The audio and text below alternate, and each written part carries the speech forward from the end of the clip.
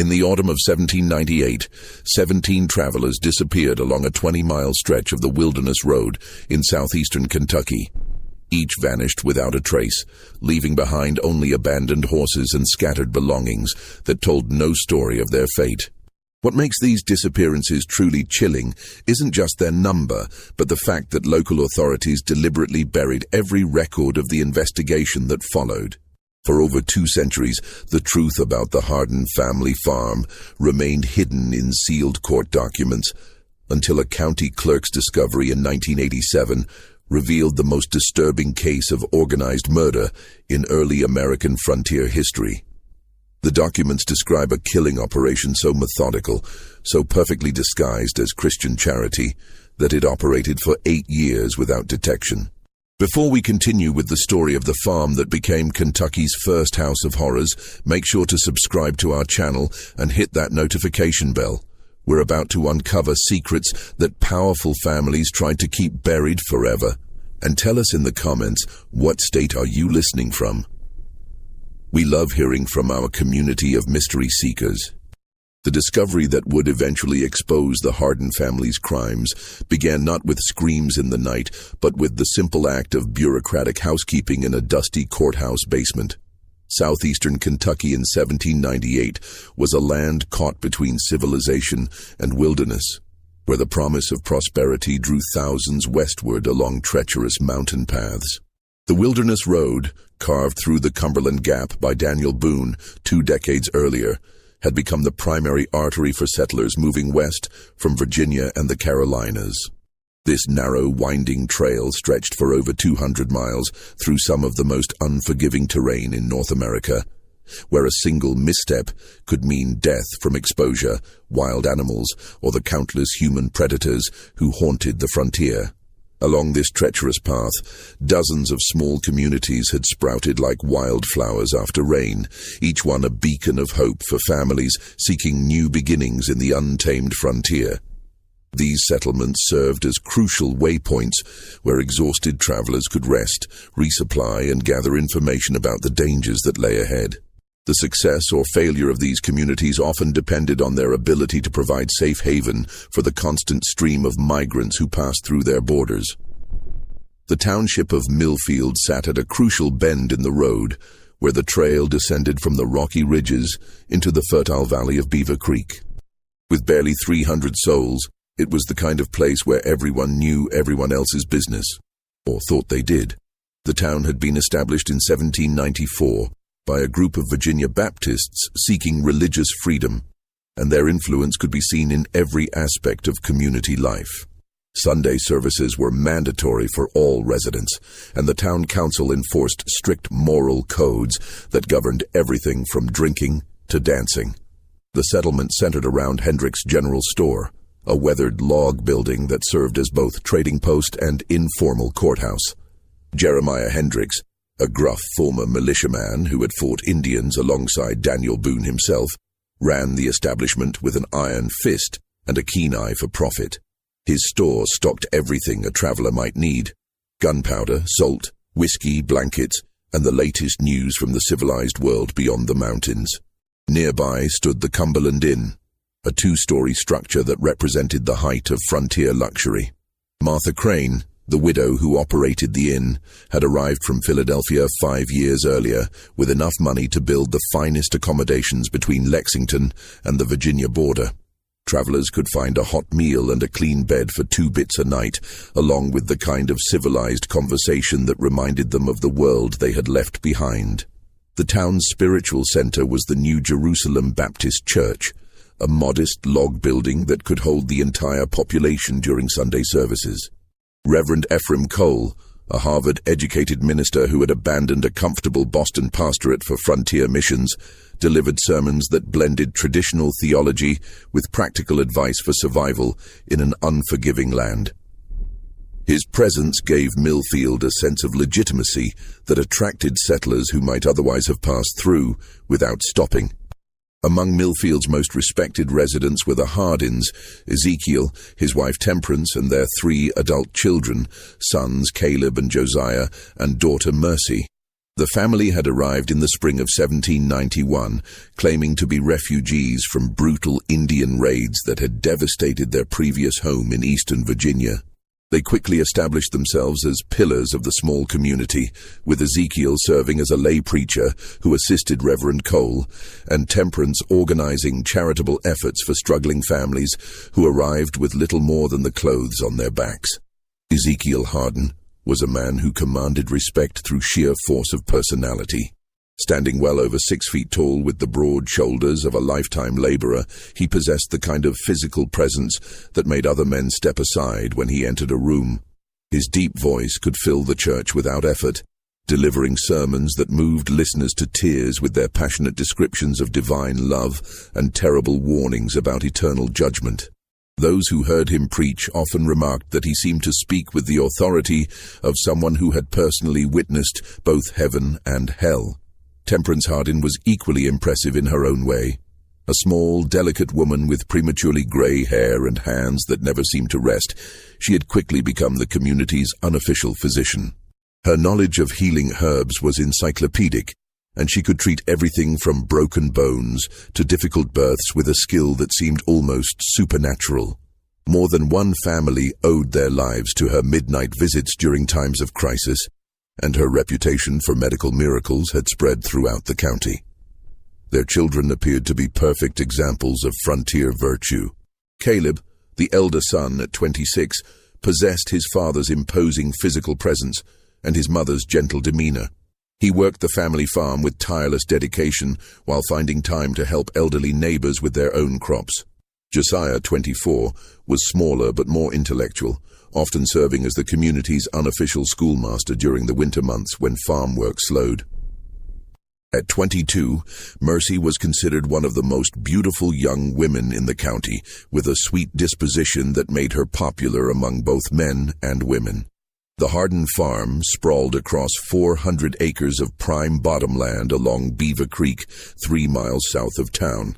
The land had cost Ezekiel nearly every penny he possessed, but the investment had proven wise. The rich soil produced abundant crops of corn and tobacco, while the creek provided water for livestock and power for a small grist mill that served the surrounding area. Visitors often remarked on the farm's unusual prosperity, noting that the Hardins seemed to have more material wealth than could be explained by farming alone. Ezekiel had built his homestead with careful attention to both comfort and security. The main house was a 2-story log structure with stone chimneys and glass windows, an almost unheard-of luxury on the frontier. The rooms were furnished with pieces that seemed far too fine for a simple farming family. Carved chairs, imported china, silver candlesticks, and books that suggested education and refinement. A massive barn could shelter 50 horses, while a network of outbuildings included a smokehouse, dairy, blacksmith shop, and what Ezekiel described as the largest root cellar in the county. What made the Hardins particularly valuable to the community was their willingness to help travelers in distress. The frontier was unforgiving to those who traveled alone or unprepared, and barely a week passed without someone arriving at the farm seeking assistance. More than once, Ezekiel had ridden out in dangerous weather to assist a broken wagon or injured horse, often inviting stranded families to shelter at his farm until repairs could be made. Such hospitality was considered a Christian duty on the frontier, but the Hardins took it to extraordinary lengths. Temperance was particularly known for her willingness to treat injured or sick travelers, regardless of their ability to pay. Her medical skills had saved countless lives, and many families continued their journeys only because of her intervention. She maintained a well-stocked infirmary in one of the outbuildings, complete with surgical instruments and medications that most frontier doctors could only dream of possessing. The family's reputation for hospitality had grown so strong that by 1798, it was common for travelers to specifically seek out the Hardin farm when planning their journey. Local guides regularly directed parties toward Beaver Creek, assuring them that the Hardins would provide fair prices for supplies and safe shelter for the night. The family's guest book, which Mercy maintained with careful attention to detail, recorded hundreds of visitors over the years, merchants, ministers, families, and solitary adventurers who had found refuge at the prosperous farm. But in the harsh reality of frontier life, where death lurked behind every tree and trust could be fatal, appearances could be more than deceiving. They could be deadly. The first sign that something was terribly wrong came on October 13, 1798, when a merchant named Samuel Fletcher failed to arrive in Lexington as scheduled. Fletcher was no ordinary traveler. He was one of the most experienced and reliable merchants on the Wilderness Road, a man whose punctuality had made him wealthy in a world where timing could mean the difference between profit and devastating loss. For 12 years he had made the dangerous journey between Virginia and Kentucky 4 times annually, carrying manufactured goods west and raw materials east. Fletcher's business partner, Thomas Greeley, had worked with the merchant long enough to know his habits intimately. Fletcher never deviated from his planned schedule without sending word, and he never took unnecessary risks that might jeopardize his valuable cargo. When Greeley received no word after 5 days, 2 days beyond Fletcher's promised arrival, he knew something catastrophic had occurred. Greeley's search began at dawn on October 18th, following Fletcher's known route backward from Lexington. He questioned innkeepers, merchants, and farmers along the way, each of whom confirmed that Fletcher had passed through on schedule. The trail remained clear until Greeley reached the vicinity of Millfield, where Fletcher seemed to have simply vanished from existence. The discovery of Fletcher's horse came at noon on the second day of searching.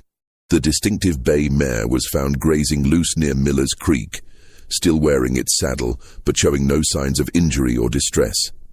The animal appeared well fed and cared for, as if it had been deliberately released rather than abandoned in panic.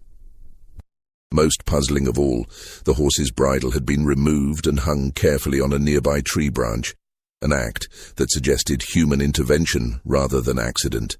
Fletcher's saddlebags remained intact, containing his trading goods and a leather pouch with nearly $50 in silver coins, a fortune that represented months of dangerous work. The money's presence ruled out simple robbery, the most common explanation for frontier disappearances. Even more disturbing, Fletcher's personal effects were scattered in a deliberate line, leading away from the road toward the interior woodlands, as if he had been forced to drop them one by one while being dragged from his horse. The local constable, Jacob Winters, was a man uniquely qualified to investigate such mysteries. A former Continental Army sergeant who had served under Anthony Wayne in the Ohio campaigns, Winters possessed both the investigative skills and the stomach for violence that frontier law enforcement required. He had seen enough death and deception to know that the most obvious explanations were often the most wrong, and Fletcher's disappearance struck him as anything but ordinary. Winters organized a search party within hours of Greeley's report, gathering 12 of Millfield's most capable men for what he knew would be a difficult and potentially dangerous investigation. The searchers included Henrik Johansson, a Swedish immigrant whose tracking skills rivaled those of the local Indians, and Benjamin Stokes, a former bounty hunter who knew every hiding place within 50 miles of town.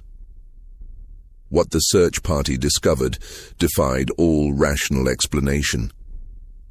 Fletcher's trail led clearly toward the Hardin farm, marked by torn fabric, caught on thorns, and occasional drops of what appeared to be blood.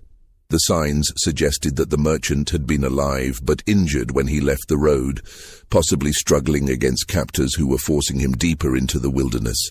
But at the exact boundary of Hardin property, every trace of Fletcher's passage simply ceased to exist. The searchers spent hours examining the area where the trail ended, looking for any sign that might indicate Fletcher's fate. They found nothing. No disturbed earth, no hidden blood, no evidence of struggle. It was as if Samuel Fletcher had been lifted from the ground by invisible hands and carried away into thin air. Even Henrik Johansson, whose tracking abilities were legendary, admitted defeat when confronted with such a complete absence of evidence. When Winters questioned Ezekiel Hardin about the missing merchant, the patriarch's response was both cooperative and strangely rehearsed. "Yes, Fletcher had stopped at the farm on October 13th, arriving just before sunset and seeking directions to a shortcut that would save him a day's travel to Lexington. Ezekiel had warned him against taking unfamiliar trails, especially with valuable goods and winter weather approaching, but Fletcher had insisted on trying the route. The merchant had been polite but hurried, declining Temperance's offer of a hot meal and a warm bed in favor of pressing on while daylight remained. According to Ezekiel, Fletcher had seemed nervous and distracted, constantly checking his saddlebags and looking over his shoulder as if expecting pursuit. When asked about this behavior, Fletcher had mentioned seeing strange men following him since leaving Virginia, but had dismissed Ezekiel's suggestion that he remain at the farm until a larger party could escort him to safety. The last the family had seen of him, Fletcher was riding north toward the ridge country, determined to find his shortcut despite growing darkness and threatening weather. Ezekiel's account was corroborated in exact detail by his entire family, each member providing identical descriptions of Fletcher's visit. They remembered his urgency, his dismissal of their warnings, even his precise words when declining their hospitality. Temperance recalled that the merchant had complained of stomach problems and had accepted a small bottle of her herbal medicine before departing. Caleb had offered to escort Fletcher to the ridge trail, but the merchant had refused, claiming that his business was too urgent for delays.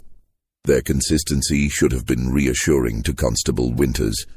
Instead, it struck him as unnaturally perfect, like a story that had been carefully rehearsed and practiced until every detail was fixed in memory. Real witnesses, in Winters' experience, always contradicted each other on minor points while agreeing on major ones. The Hardins' account was too polished, too complete, too free of the small inconsistencies that marked genuine testimony. The constable's suspicions deepened when he noticed significant changes in the farm's layout since his last visit several months earlier. A new smokehouse had been built near the main barn, unusually large for a family operation, and constructed with thick stone walls that seemed designed for more than food preservation. Fresh earth surrounded several outbuildings, as if extensive digging projects had recently taken place. Most peculiar of all, the family's root cellar appeared to have been substantially enlarged, with new timber supports visible around an entrance that now seemed large enough to accommodate a wagon. When Winters asked about these improvements, Ezekiel explained that the family had enjoyed an exceptionally profitable harvest and had decided to invest in better facilities for storing and processing their crops. The enlarged root cellar was necessary for the increased volume of vegetables and preserved foods they planned to sell in Lexington, while the new smokehouse would allow them to cure meat for both family use and commercial sale. The explanations were reasonable and well delivered, but something in Ezekiel's manner suggested he was choosing his words with unusual care. Most disturbing of all, the family's usual warmth seemed forced during Winter's visit, their famous hospitality carrying an undercurrent of nervous energy that the constable couldn't ignore. Temperance's hands shook slightly as she served coffee, and Mercy kept glancing toward her father, as if seeking approval for every word she spoke. Even Caleb and Josiah, normally confident and outgoing young men, seemed subdued and watchful in ways that suggested they were hiding something significant. But without concrete evidence of wrongdoing, there was little Constable Winters could legally do. Fletcher's case was officially recorded as a probable highway robbery or Indian attack, his name added to the growing list of frontier casualties that marked the price of westward expansion. The merchant's horse was sold at auction to cover his outstanding debts, and within a month, Samuel Fletcher existed only in the memories of those who had known him. Yet Fletcher's disappearance would prove to be just the beginning of a pattern that would terrorize the Wilderness Road for the next 8 months, transforming a prosperous farming community into a place where travelers whispered warnings and parents kept their children close to home after dark. Throughout the winter of 1798 and into the spring of 1799, the disappearances continued with terrifying regularity that defied all rational explanation. Every 2 to 3 weeks, another traveler would vanish without explanation along the same stretch of road. creating a zone of fear that stretched for nearly 20 miles in every direction from Millfield. The victims varied dramatically in age, wealth, and traveling circumstances. Solitary merchants like Fletcher, small family groups, even heavily armed parties traveling together for mutual protection. What united them was their complete disappearance, and the fact that each had been seen heading toward or inquiring about directions to the Harden farm before vanishing into the wilderness. Dr. Marcus Cromwell disappeared in November during his journey from Richmond to establish a medical practice in Louisville. The 43-year-old physician had been carrying his entire life's work in the form of medical instruments, books, and supplies worth over $300, an investment that represented years of saving and planning. His wagon had been found overturned near Devil's Fork, 3 miles from the Harden farm, with the contents scattered but apparently untouched. Local authorities assumed that Cromwell had been thrown from his seat during an accident and had wandered into the wilderness in a state of confusion, eventually dying of exposure. The explanation seemed reasonable until searchers discovered that Cromwell's medical bag was missing from the wreckage. The leather satchel contained surgical instruments of exceptional quality, including a bone saw and amputation kit that would be invaluable to anyone attempting to practice frontier medicine. No wild animal would have taken such items, and ordinary thieves would have been more interested in the coins and trade goods that remained scattered around the crash site. The Henley family vanished in December during one of the worst blizzards in recent memory. Jonathan Henley, his wife Elizabeth, and their 2 young children had been seeking shelter when their wagon became mired in a snowdrift only half a mile from the Harden farm. According to Ezekiel's subsequent account, the family had never reached his property despite the short distance, presumably becoming lost in the storm and freezing to death in the wilderness. Their bodies were never found, despite extensive searches conducted when the weather cleared. What made the Henley case particularly disturbing was the discovery of their wagon a week after the storm. The vehicle had been pulled from the snowdrift and abandoned beside the road, cleaned of snow and apparently searched thoroughly. The family's clothing and personal belongings were gone, but their food supplies and tools remained untouched. Most puzzling of all, tracks around the wagon suggested that multiple people had worked together to free it from the drift, an act that would have required considerable time and effort in dangerous weather. January brought the disappearance of Reverend Nathan Cross, a circuit preacher carrying donations for a new church in Frankfurt. Cross was known throughout the region for his powerful sermons and his fearless travels through even the most dangerous areas of the frontier. The 50-year-old minister had survived Indian attacks, bandits, and countless natural hazards during 15 years of preaching, making his disappearance particularly shocking to communities that had come to view him as indestructible. Cross's horse was found 3 days after his disappearance, still carrying saddlebags that contained nearly $200 in church donations. The money's presence ruled out robbery as a motive, but raised disturbing questions about what kind of threat could have overcome such an experienced and resourceful man. Local authorities eventually concluded that Cross had suffered a heart attack or stroke while traveling, falling from his horse and dying somewhere in the vast wilderness that surrounded the Wilderness Road. Each disappearance followed the same inexplicable pattern: abandoned horses found grazing loose or tied to trees, scattered personal belongings suggesting sudden violence or struggle, and trails that led inevitably toward Harden property before vanishing completely. Yet whenever questioned by increasingly suspicious authorities, the Harden family presented plausible explanations that were impossible to disprove. They had seen some of the travelers, yes, but only briefly and usually from a distance. Each victim had been warned about various dangers: bad weather, difficult terrain, reports of bandit activity, but had chosen to continue their journey despite the family's concerned advice. In several cases, the Hardens had offered food, shelter, or escort services that had been politely declined by travelers who seemed determined to maintain their schedules regardless of risk. Constable Winters found himself trapped in an impossible situation that grew more frustrating with each new disappearance. The Hardens were among the most respected families in the county, their reputation for charity and Christian virtue unquestioned by everyone except him. Ezekiel's sermons continued to draw crowds from surrounding townships, his passionate delivery and biblical knowledge impressing even educated ministers like Reverend Cole. Temperance's medical skills had saved dozens of lives during the previous summer's fever outbreak, earning her a reputation that bordered on sainthood among grateful families.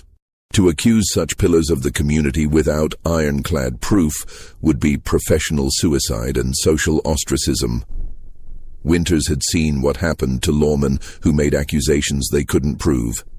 They found themselves friendless, unemployed, and sometimes facing charges of their own.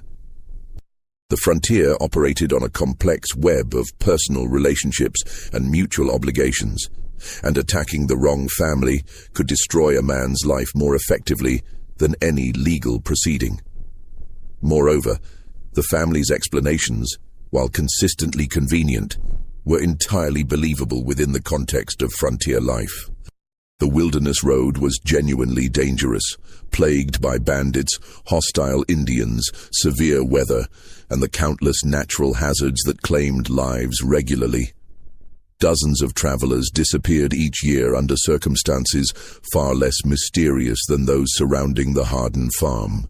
What made this cluster of vanishings different was purely statistical. Too many people, too close together, all last seen in the same general area. But statistics meant little in a world where evidence was everything, and evidence seemed to evaporate like morning mist whenever investigators approached the Hardin property. The family welcomed searches of their buildings and grounds, answered questions with apparent openness, and even provided volunteers for search parties that combed the surrounding wilderness for signs of the missing travelers. Their cooperation was so complete and enthusiastic that it felt almost like mockery to the increasingly frustrated constable.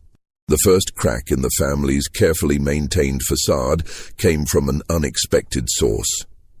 9-year-old Timothy Vaughan, whose family lived on a small homestead 2 miles east of the Hardin farm.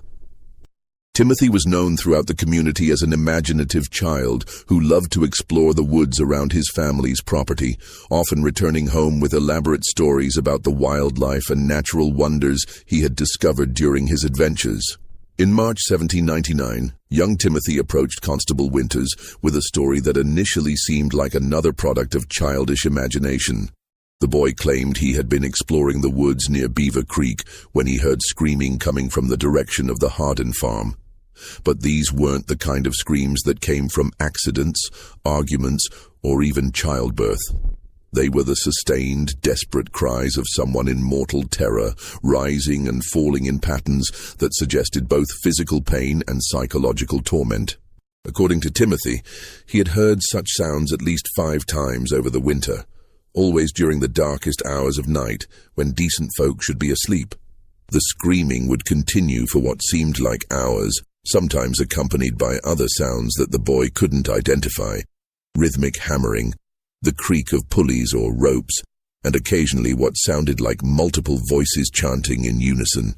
The sounds always ended abruptly, followed by a silence so complete that Timothy wondered if he had imagined the entire episode. When Winters questioned the boy's parents, they admitted to hearing strange sounds themselves, but had dismissed them as natural phenomena common to frontier life. Animal calls distorted by wind and distance, perhaps, or the sounds of nocturnal predators hunting in the wilderness. After all, the Hardins were good Christian folk who had never given anyone cause for suspicion. What possible explanation could there be for screaming in the night coming from such a respectable household? Timothy's account might have been dismissed as childhood imagination or misinterpreted natural sounds, except for one detail that gave Constable Winters considerable pause.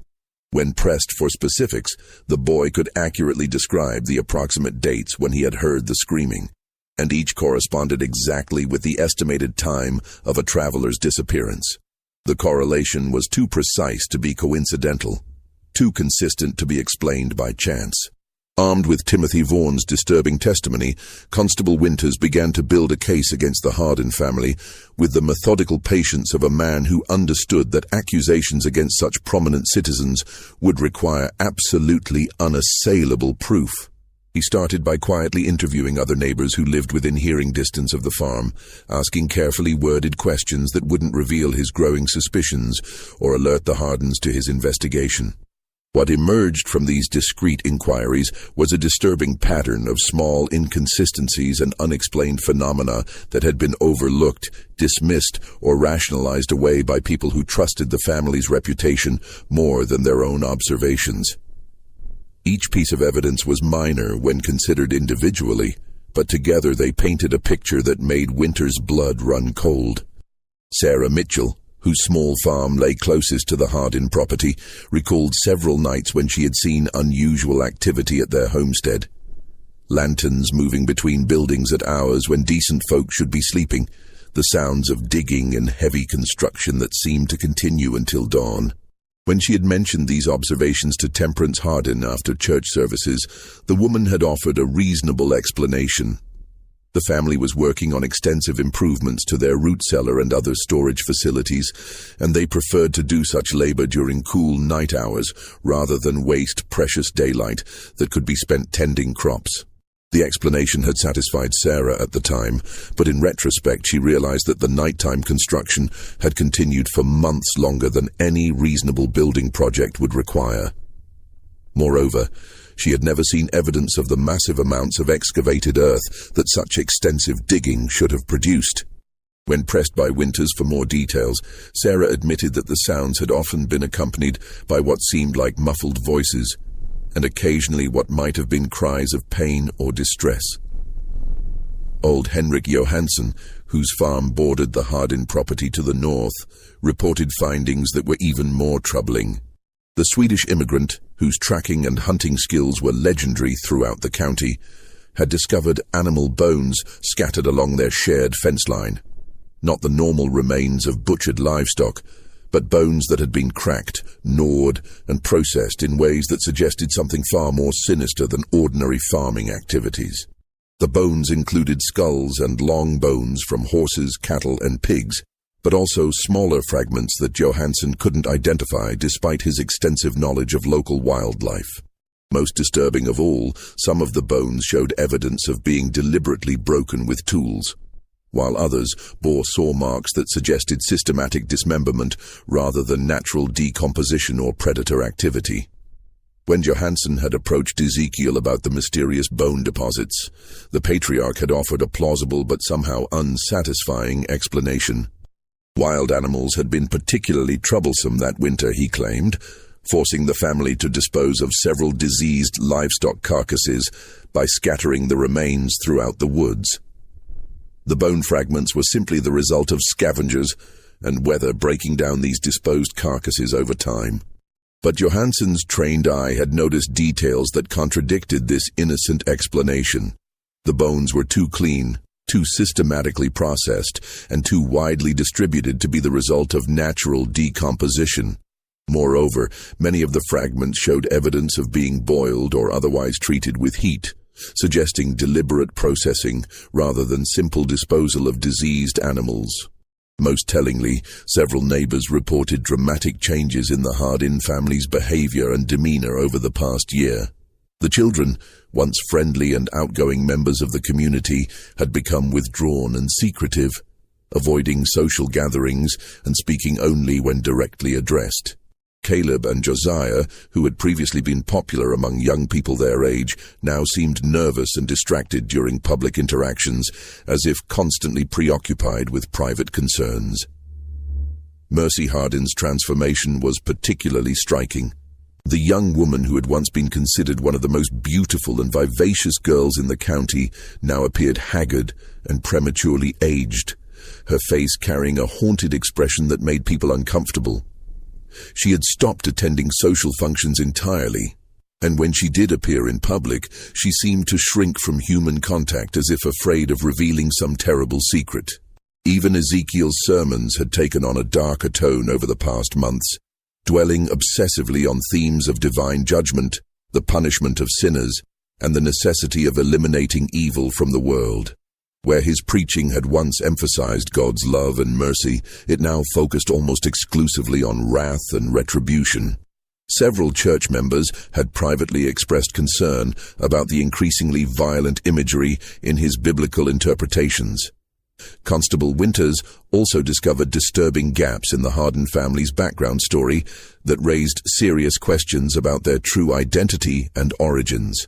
While they claimed to be refugees from Indian raids in eastern Virginia, no one had been able to verify their previous residence or confirm the specific attacks that had supposedly driven them westward.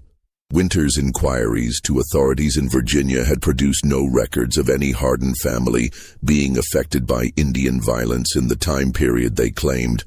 Moreover, the family's arrival in Kentucky seemed to mark the beginning of their documented existence, as if the Hardens had materialized from nothing in the spring of 1791. They possessed no letters from relatives, no business records from their previous life, no personal effects that predated their appearance in Millfield. For a family claiming to have lost everything to Indian raids, they had managed to arrive in Kentucky with substantial financial resources and an impressive collection of household goods. The constable's investigation received an unexpected and alarming boost in April 1799, when a traveling peddler named Isaac Brewster arrived in Millfield with information that transformed suspicion into near certainty. Brewster was a well-known figure throughout the frontier, a man whose business required him to travel constantly between settlements and who possessed an encyclopedic knowledge of events and personalities throughout the region. Brewster had spent the previous winter in eastern Tennessee, where he had heard disturbing stories about a series of disappearances that had plagued the Holston River Valley between 1789 and 1791. According to local accounts, at least 15 travelers had vanished along a remote stretch of road near a prosperous farm operated by a family named Harper. Zachariah Harper, his wife Prudence, and their 3 adult children. The similarities between the Tennessee disappearances and the current Kentucky cases were so striking that they couldn't possibly be coincidental. The pattern was identical. Travelers would be seen heading toward the Harper property and would simply vanish, leaving behind only scattered belongings and abandoned horses. Local authorities had suspected the family, but had never been able to prove their involvement, hampered by the same lack of physical evidence that was frustrating Winters' current investigation. Even more chilling were Brewster's descriptions of the Harper family themselves. Zachariah was a lay preacher, known for his powerful sermons and charitable works, while Prudence was respected throughout the region for her exceptional healing abilities. They had arrived in the valley claiming to be refugees from Indian raids, with no verifiable history before their sudden appearance. The family was known for their hospitality to travelers and had built a reputation as pillars of their community. When Brewster described the physical appearance of the Harper family, Winters felt his blood turn to ice water. Zachariah Harper had been a tall, imposing man with prematurely gray hair and penetrating eyes. Prudence was small and delicate with skilled hands and an extensive knowledge of medicinal herbs. Their children matched the ages and descriptions of Caleb, Josiah, and Mercy Harden so closely that they could have been the same people. Most damning of all, the Harper family had vanished overnight in the spring of 1791. Abandoning their farm and disappearing without explanation, just as suspicion about the disappearances was beginning to focus on their property. Neighbors had found the homestead deserted, with signs of hasty departure and deliberate destruction. Buildings had been partially burned, wells had been filled with rocks and debris, and the entire farm showed evidence of systematic elimination of anything that might provide clues to the family's true identity or activities. When Tennessee authorities had finally obtained warrants to search the abandoned Harper property, they had made discoveries that still haunted the investigators who participated. Hidden throughout the woods surrounding the farm were dozens of shallow graves containing the remains of both animals and humans.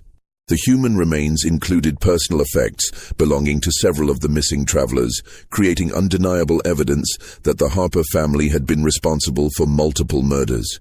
But by then, the killers had vanished completely, leaving behind only their crimes and the mystery of their true identities. A 6-month manhunt had failed to locate any trace of the Harper family, and the case had eventually been closed with the assumption that they had either died in the wilderness or fled to territories beyond the reach of American law. The implications of Brewster's revelations were staggering and terrifying. If his account was accurate, the Hardin family were not merely local criminals who had committed a few opportunistic murders. They were experienced serial killers who had perfected their methods over years of practice, moving from region to region when suspicion grew too strong and leaving behind a trail of bodies that stretched across multiple states. Even worse, their current operation in Kentucky appeared to be far more sophisticated and successful than their previous activities in Tennessee. They had learned from their mistakes, developed better methods of disposing of evidence, and created a more convincing cover identity that had allowed them to operate undetected for 8 years. The number of victims in Kentucky likely far exceeded those in Tennessee, representing one of the most extensive killing sprees in American criminal history.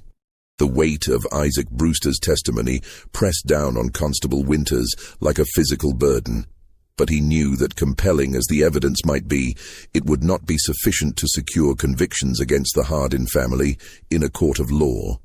Frontier justice moved deliberately, and judges required ironclad physical evidence before authorizing arrests that could destroy innocent lives and tear apart established communities.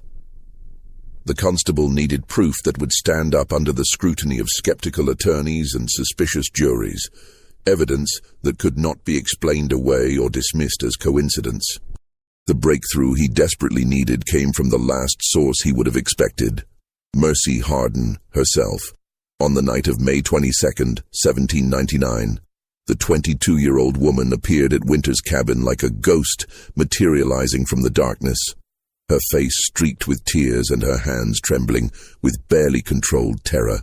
What she told him during the next 3 hours would finally expose the full horror of what had been happening at the Hardin farm and provide the evidence necessary to bring Kentucky's most notorious family of killers to justice. According to Mercy's devastating confession, her family had been systematically murdering travelers for over 8 years, beginning just months after their arrival in Kentucky. But what made her testimony truly horrifying was not just the scope of their crimes, but the methodical, almost ritualistic way in which the murders had been planned and executed. The killing operation, as Mercy described it, was far more sophisticated than Winters had imagined possible. Her father, Ezekiel, had convinced the family that they were carrying out God's work by eliminating what he called unworthy souls who traveled the frontier roads. The murders weren't random acts of violence driven by greed or opportunity, but carefully planned executions that served both what Ezekiel claimed was divine justice and the family's increasingly elaborate material needs. The process began with what the family called evaluation. When promising targets approached the farm, travelers with valuable goods, significant amounts of money, or skills that the family coveted, Ezekiel would engage them in seemingly innocent conversation designed to assess their moral character. He would ask about their reasons for traveling, their families, their business dealings, and their religious beliefs, all while presenting himself as a concerned Christian neighbor worried about their safety. Based on these conversations, Ezekiel would determine whether each traveler deserved what he called judgment. The wealthy were automatically guilty of greed and materialism. Educated individuals were condemned for pride and intellectual arrogance. Families traveling with young children were accused of recklessly endangering innocent lives. Even ministers and missionaries could be found guilty of false piety or doctrinal errors that marked them as heretics deserving death. Once Ezekiel had pronounced his secret verdict, the family would spring into action with the precision of a military operation. They would invite the condemned travelers to stay the night, citing concerns for their safety on dangerous roads or offering assistance with repairs to wagons or equipment. The family's reputation for hospitality made such invitations almost impossible to refuse, especially during bad weather or when travelers were genuinely in need of help. The doomed visitors would be welcomed into the main house and treated to what appeared to be genuine frontier hospitality. Temperance would prepare elaborate meals, showcasing her cooking skills, while the children would entertain guests with music, conversation, and displays of their education and refinement. The evening would conclude with family prayers led by Ezekiel, whose powerful voice and biblical knowledge impressed even skeptical visitors. But the final course of every meal contained a carefully prepared mixture of herbs that Temperance had perfected over years of experimentation. The drug cocktail was virtually undetectable when mixed with strong coffee or whiskey, producing effects that mimicked natural exhaustion after a long day of travel. Victims would gradually become drowsy and disoriented, accepting the family's suggestion that they retire early to recover their strength for the next day's journey. The drugged travelers would awaken to find themselves bound and helpless in the farm's underground chambers, a complex network of rooms and tunnels that had been excavated far beyond what any normal root cellar would require. According to Mercy's terrified description, the subterranean complex stretched for nearly 200 yards from the main house, with multiple levels connected by stone steps and wooden ladders. The largest chamber served as what Ezekiel called his courtroom, a grotesque parody of legal proceedings complete with a makeshift judge's bench carved from limestone, iron shackles set into the stone walls, and religious symbols that had been perverted into instruments of terror. Here, Ezekiel would preside over formal trials that determined each captive's final fate, presenting evidence of their supposed sins and delivering verdicts that were predetermined before the proceedings even began. But the trials were not merely sadistic theater, they served a practical purpose in the family's twisted psychology. By framing the murders as acts of divine justice rather than simple crimes, Ezekiel had created a belief system that allowed his family to commit atrocities while maintaining their self-image as righteous Christians. Each killing became a religious duty, each victim a sacrifice offered to purify the frontier of unworthy souls. The sentences handed down in Ezekiel's underground courtroom varied according to his assessment of each victim's sins and the family's current needs. Some prisoners were kept alive for weeks or even months, forced to use their skills for the family's benefit before being executed. Dr. Cromwell, the physician who had disappeared in November, had been compelled to train Temperance in advanced surgical techniques before his death. Reverend Cross had been forced to write sermons that Ezekiel later delivered as his own, enhancing his reputation as a biblical scholar. Others faced immediate execution, usually by methods that Ezekiel claimed were biblically sanctioned. Hanging was reserved for thieves and bandits, while drowning in the underground cisterns was the fate of those guilty of pride or blasphemy. The most elaborate executions were saved for those whom Ezekiel judged to be the most wicked, a category that included wealthy merchants, government officials, and anyone who had shown skepticism about frontier religion. Just when we thought we'd seen it all, the horror in Kentucky intensifies. If this story is giving you chills, share this video with a friend who loves dark mysteries, hit that like button to support our content, and don't forget to subscribe to never miss stories like this. Let's discover together what happens next. Mercy's testimony revealed the systematic nature of the family's crimes in terrifying detail. Each member had been assigned specific roles in both the murders and the elaborate cover-up that followed. Caleb and Josiah served as the muscle of the operation, responsible for capturing victims, maintaining the underground complex, and disposing of bodies through a limestone cave system that connected to the deepest parts of the excavated chambers. Their size and strength made them ideal for the physical demands of moving unconscious prisoners and heavy loads of earth and stone. Mercy herself had been forced to serve as the family's record keeper, maintaining detailed ledgers that documented every victim's identity, possessions, and method of disposal. Her careful handwriting filled dozens of notebooks with information that read like a merchant's inventory, except that the goods being catalogued were human lives and the transactions were murders. Each entry included the victim's name, age, appearance, estimated wealth, and personal belongings. along with notes about their final words and behavior during their imprisonment. Temperance's role was perhaps the most crucial to the operation's success. In addition to preparing the drugs that incapacitated victims, she served as the family's medical expert, keeping prisoners alive when their skills were needed and ensuring that executions proceeded without complications that might create evidence. Her knowledge of anatomy, gained through years of frontier medical practice, had been perverted into expertise in torture and murder. Most chilling of all, Temperance had developed what she called treatments for prisoners who proved uncooperative or attempted to escape. These punishments were designed to break the will without causing death, using techniques that combined her medical knowledge with psychological torture. Prisoners who refused to comply with the family's demands would find themselves subjected to calculated doses of pain and terror until they became completely submissive. The family's success in avoiding detection had depended on more than just careful planning. It required an elaborate system of disposal and deception that eliminated all evidence of their crimes. Bodies were never buried on the farm property itself, but were instead transported through the cave system to remote limestone caverns that lay several miles from the homestead. These natural chambers provided perfect conditions for decomposition, while their distance from the farm made discovery virtually impossible. Personal belongings were sorted with the efficiency of experienced merchants.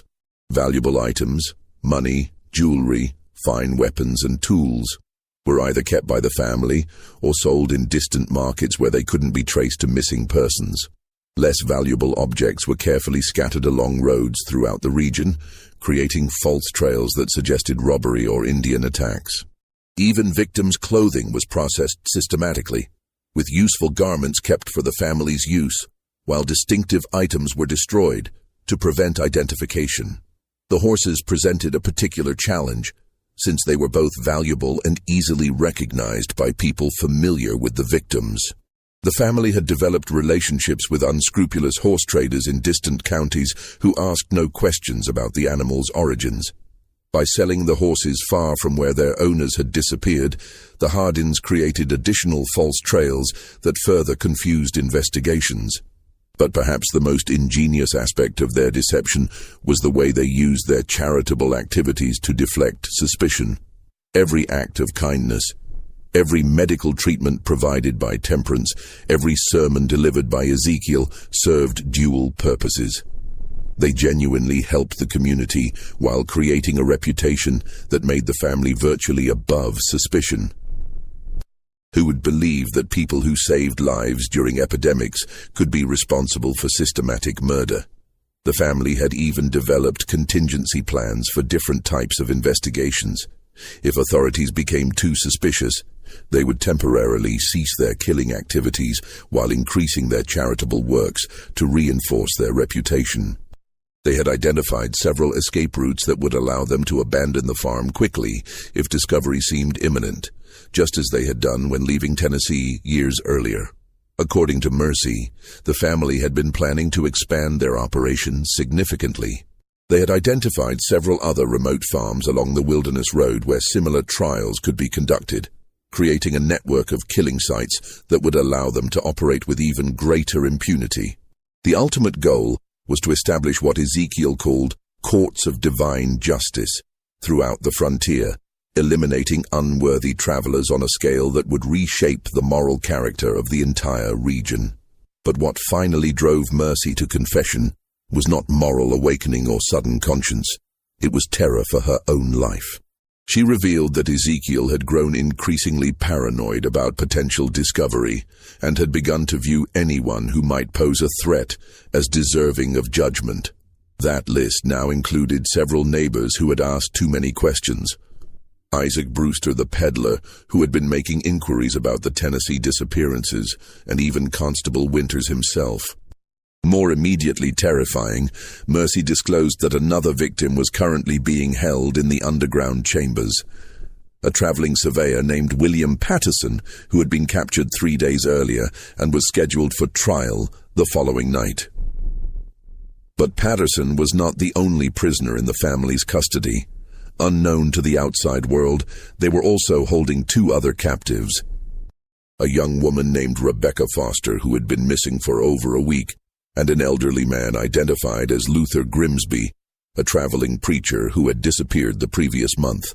The revelation that multiple victims were being held simultaneously showed how confident the family had become in their methods and how dramatically they had escalated their activities. What had begun as opportunistic murders of isolated travelers had evolved into something approaching an industrial killing operation, with prisoners being held, sorted, and executed according to an elaborate schedule that treated human life as raw material for the family's twisted purposes. Winters realized that time had run out for careful investigation and legal procedures.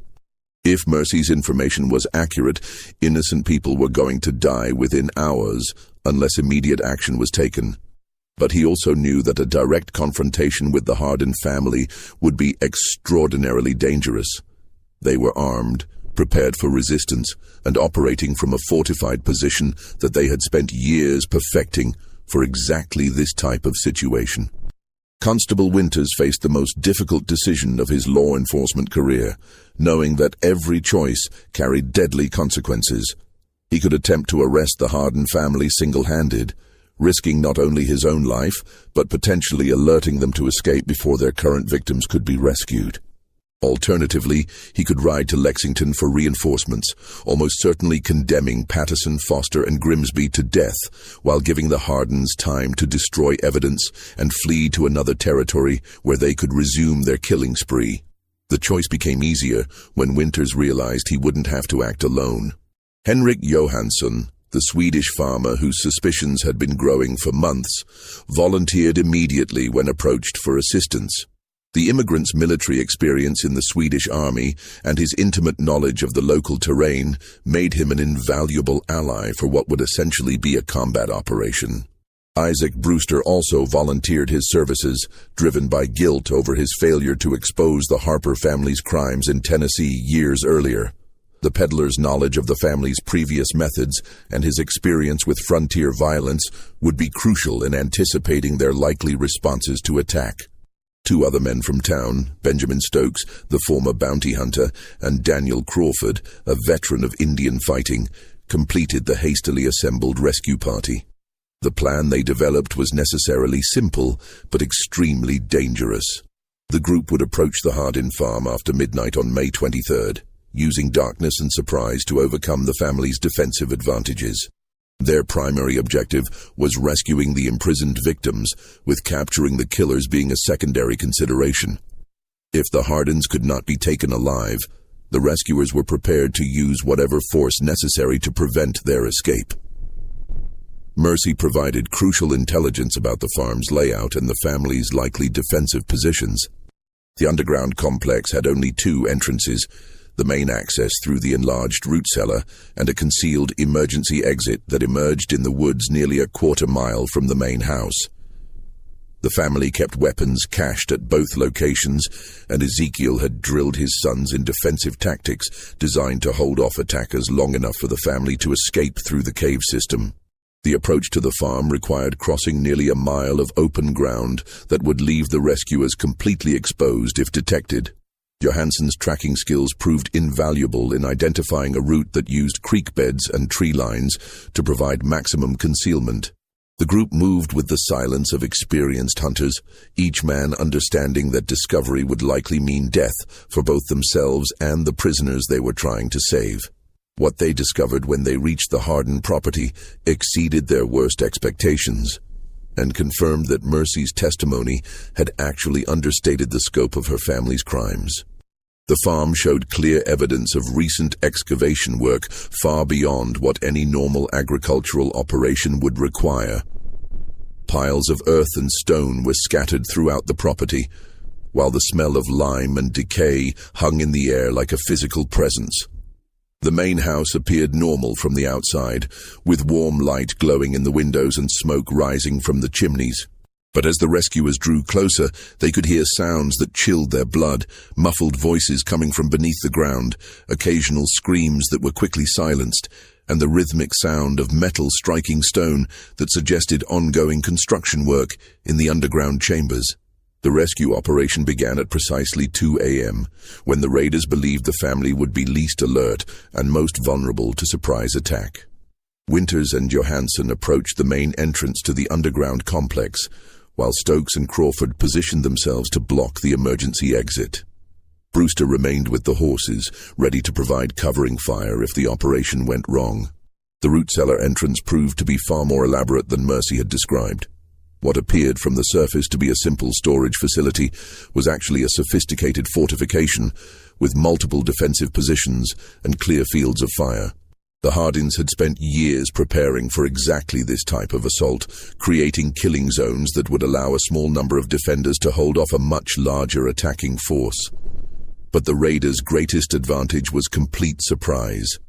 The family had grown complacent after years of successful operation, never imagining that their carefully maintained cover could be penetrated by local law enforcement. When Winters and Johansson descended into the underground complex, they found Ezekiel and his sons completely unprepared for resistance, focused instead on the grisly business of preparing their current victims for execution. The rescue of the prisoners was both easier and more horrifying than the raiders had anticipated. They found William Patterson chained in a stone cell barely large enough for a man to stand upright, weak from days without adequate food, but alive and coherent. Rebecca Foster was in worse condition, showing signs of the treatments that Temperance had used to break her resistance. Luther Grimsby was barely conscious, his health broken by weeks of captivity and psychological torture. But the prisoners were not the only occupants of the underground complex. As the raiders penetrated deeper into the cave system, they discovered evidence of the family's crimes that defied human comprehension. The limestone chambers contained a charnel house of human remains spanning nearly a decade of systematic murder. Bones, clothing fragments, and personal effects were scattered throughout multiple rooms, creating an archaeological record of atrocity that would take weeks to fully catalogue. The physical evidence was overwhelming in both scope and detail. In addition to the human remains, the raiders found the detailed records that Mercy had described, written in her careful handwriting and organized with the precision of a merchant's ledger. The notebooks contained the names, descriptions, and final possessions of 67 victims spanning 8 years, far more than the investigation had uncovered, and representing one of the most extensive killing sprees in American criminal history. But perhaps the most damning evidence was discovered in what Ezekiel had called his courtroom. The underground chamber contained not only the makeshift judge's bench and religious symbols that Mercy had described, but also a collection of personal trophies taken from victims. Scalps, jewelry, weapons, and other mementos were displayed like battle honors, creating a museum of murder that revealed the full extent of the family's sadistic pride in their crimes. The capture of the Hardin family proved to be swift but violent, as Ezekiel and his sons attempted to fight their way out of the underground complex rather than face the justice they had denied their victims.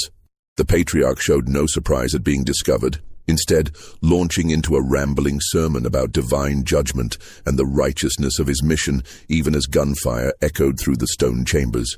Caleb and Josiah fought with the desperate fury of men who knew they faced certain death if captured, using their intimate knowledge of the cave system to launch attacks from concealed positions.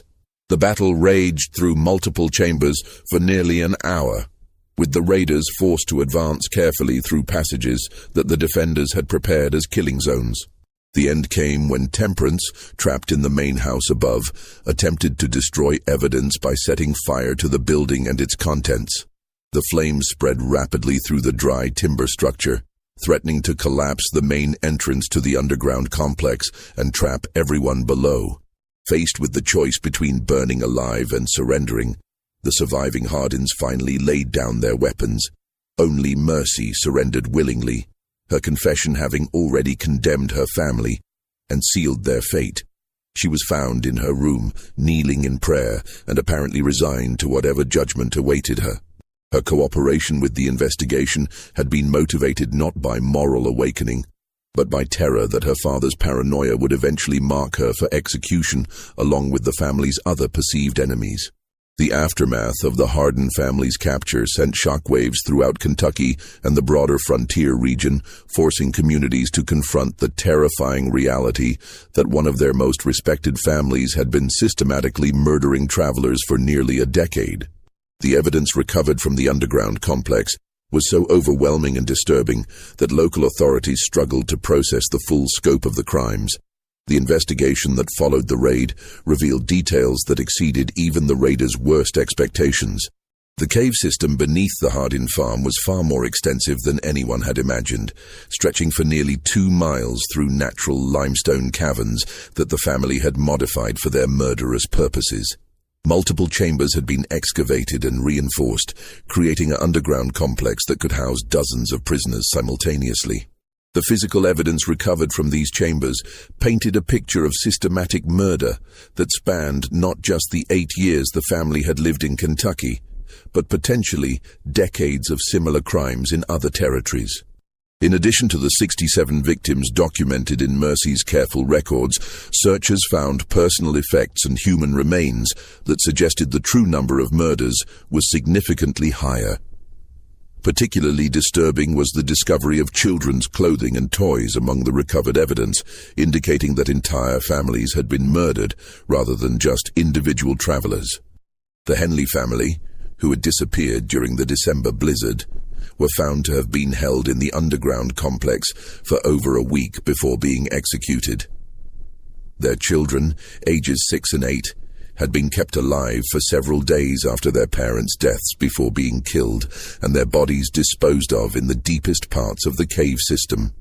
The trial of the Hardin family began in late June 1799 and lasted for nearly a month, drawing spectators from across Kentucky and the surrounding territories. The courthouse in Lexington was packed daily with crowds that included victims' relatives, curious onlookers, and legal experts who recognized the case as unprecedented in American criminal history. The evidence presented was so overwhelming and disturbing that the presiding judge, Honorable Samuel Whitmore, ordered portions of the testimony sealed from public view. Ezekiel Hardin's behavior during the trial shocked even experienced court observers. Rather than showing remorse for his crimes or attempting to minimize his family's responsibility, he used his testimony as an opportunity to deliver extended sermons about divine justice and the righteousness of his mission.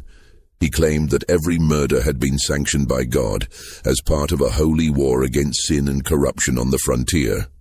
According to Ezekiel's twisted theology, he and his family had been chosen as instruments of divine judgment, tasked with eliminating unworthy souls who posed a threat to the moral order of Christian civilization.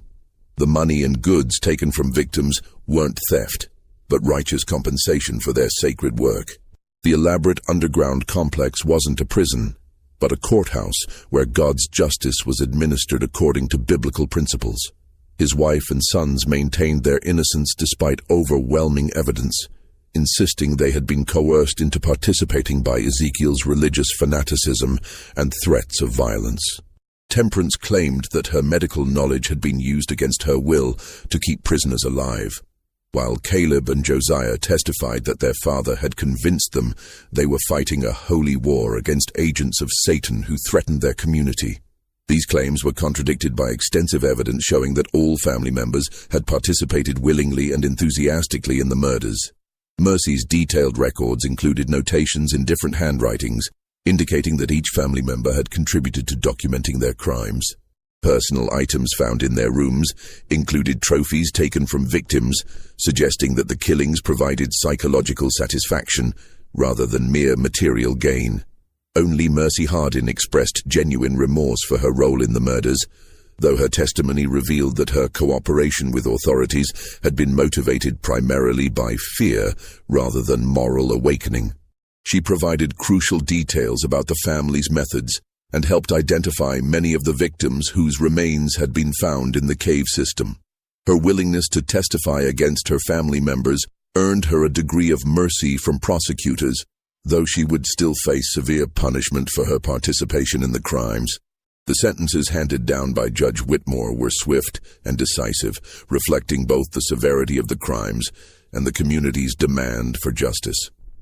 Ezekiel, Temperance, Caleb, and Josiah Hardin were all condemned to death by hanging, with the execution scheduled for August 15, 1799. The date was chosen deliberately. It marked exactly 1 year since Samuel Fletcher's disappearance had first exposed the family's crimes and begun the investigation that led to their capture.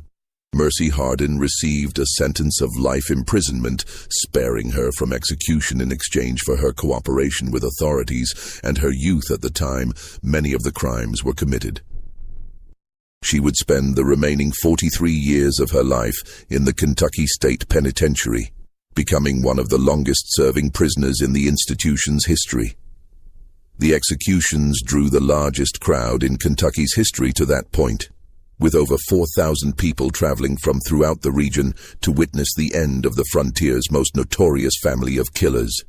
The event took on an almost carnival atmosphere, with vendors selling food and drink to spectators who had made long journeys to see justice served.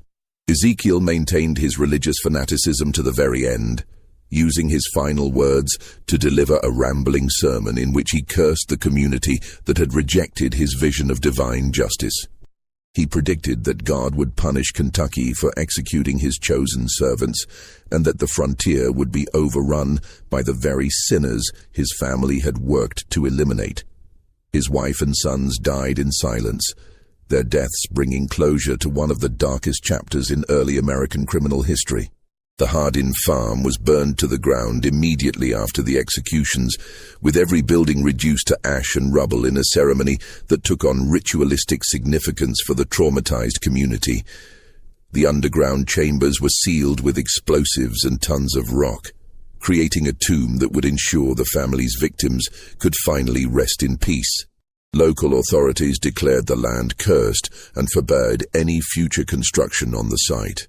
But the legacy of the Hardin family's crimes extended far beyond their own deaths, establishing important precedents in frontier justice and fundamentally changing how communities viewed the balance between hospitality and security. The case led to new laws requiring background verification for land purchases and established protocols for investigating missing persons that would influence law enforcement practices for decades. More importantly, the Hardin case served as a chilling warning about the dangers of blind trust in religious authority and the ease with which evil could hide behind a facade of respectability. Communities throughout the frontier began questioning their assumptions about neighbors and strangers alike, recognizing that surface appearances could mask the darkest intentions. The legal proceedings also established important precedents for the use of circumstantial evidence in capital cases and the protection of witnesses who cooperated with authorities. Mercy Hardin's testimony demonstrated that family loyalty could be overcome by proper incentives and legal protections, paving the way for similar prosecutions in other complex criminal cases. The surviving records of the case were sealed by court order in 1801, with access restricted to law enforcement officials and legal scholars.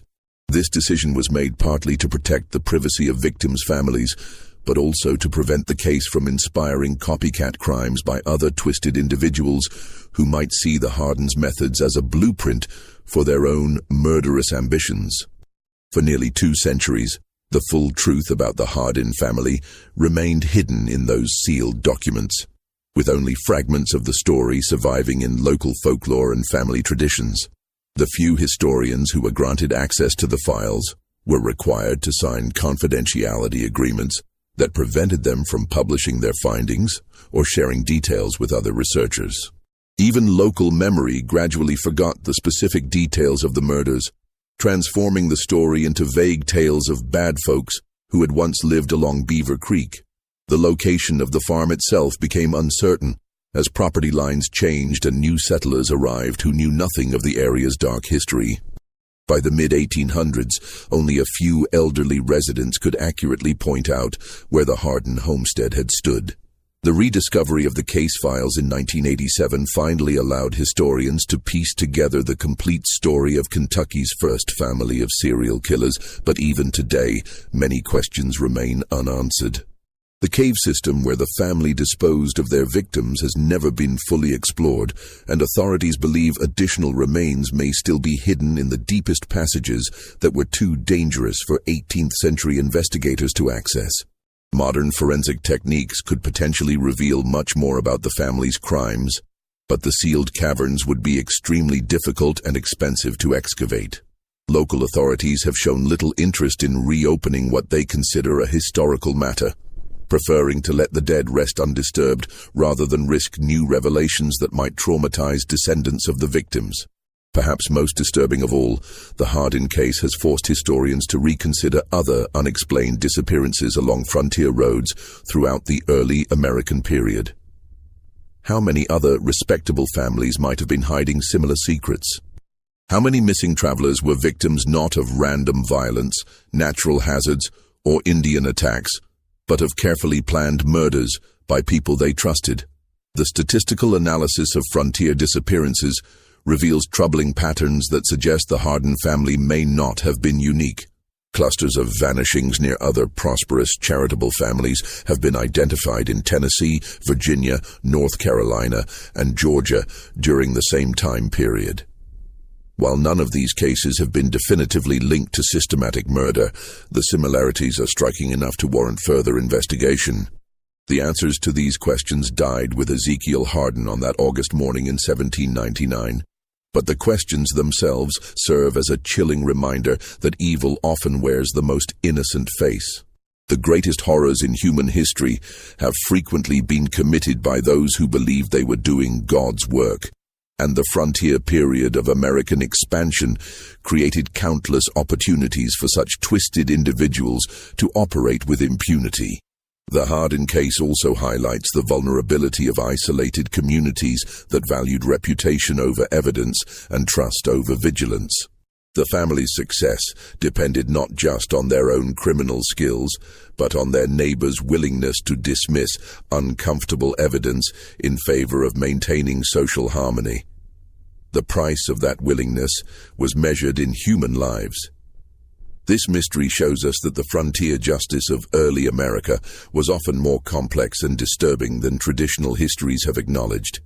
The expansion westward created not just opportunities for honest settlers seeking new lives, but also perfect hunting grounds for predators who understood how to exploit the trust and desperation of vulnerable travelers. What do you think of this story? Do you believe everything was revealed about the Hardin family's crimes, or might there be even darker secrets still buried beneath the Kentucky soil? Could similar families have operated in other frontier regions without ever being discovered? Leave your comment below and share your theories about this case. If you enjoyed this tale and want more horror stories like this, subscribe, hit the notification bell, and share with someone who loves mysteries. See you in the next video.